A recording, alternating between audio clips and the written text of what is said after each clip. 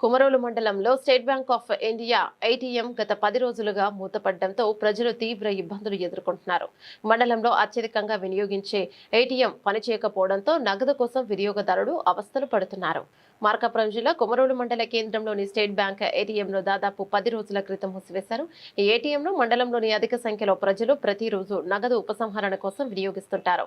తెల్లవారుజామున 5 గంటల నుంచి రాత్రి 12 గంటల వరకు కూడా వినియోగదారులు ఏటీఎం వద్దకు వస్తుంటారు. మండలంలో మరో ప్రైవేట్ ఏటీఎం ఉన్నప్పటికీ ఎక్కువ మొత్తంలో నగదు తీసుకుంటే అదనపు ఛార్జీలు పడతాయని ప్రజలు అక్కడికి వెళ్లడం లేదని చెప్తున్నారు. మరో బ్యాంక్ ఏటీఎం కూడా సక్రమంగా అందుబాటులో లేకపోవడంతో స్టేట్ బ్యాంక్ ఏటీఎం పైన ఎక్కువగా ఆధారపడుతున్నారు.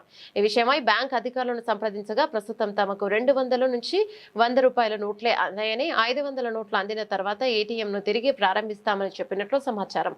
అయితే 500 నోట్లు వచ్చే వరకు వేచి చూడకుండా అందుబాటులో ఉన్న 200 నోట్లతోనే ఏటీఎంను ప్రారంభించి ప్రజలకు నగదు సేవలు అందించాలని కుమరోడు మండల ప్రజలు స్టేట్ బ్యాంక్ అధికారులను కోరుతున్నారు.